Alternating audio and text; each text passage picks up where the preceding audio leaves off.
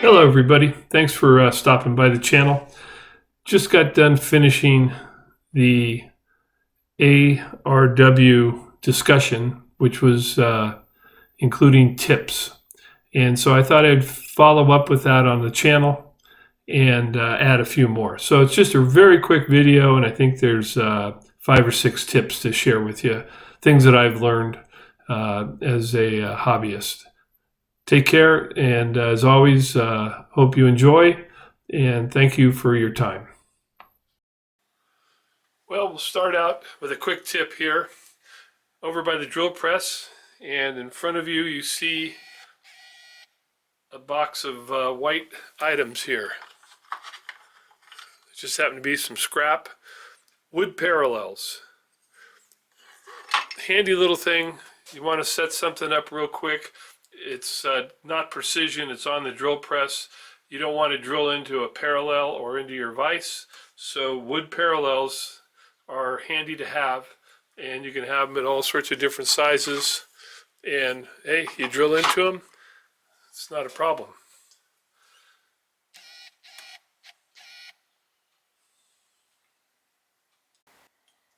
Here's another tip. It's a quickie, pretty simple. At the lathe, your chip pan can get full of chips.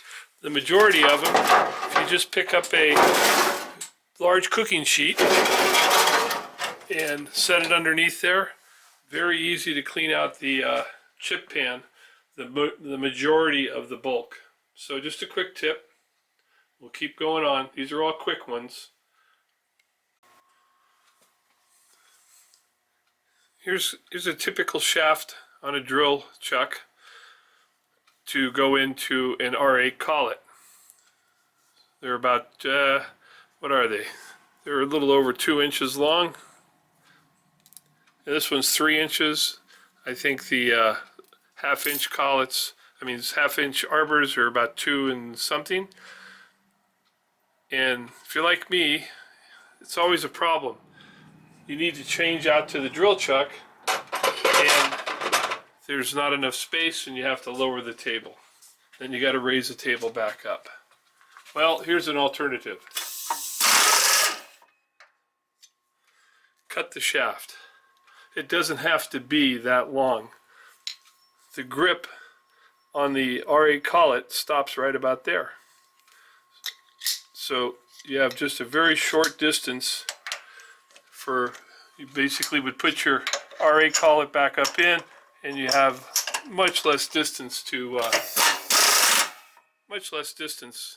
on fitting the chuck back in or taking it out. Okay, quick tip. So we're over here at the Kurt vise, and I'll show you a quick method for measuring bolt hole centers. And this has got threads, so it's a little harder to measure, but we'll do it anyway. So you come in, measure the first hole best you can.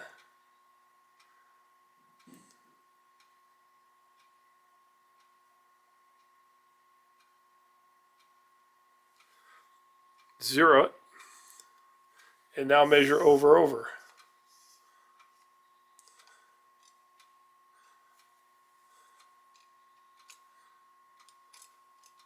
Again, it's pretty hard with the threads.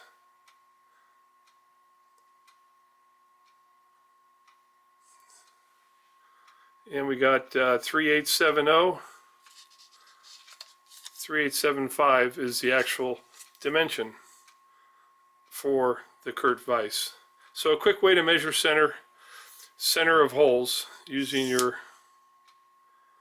digital caliper.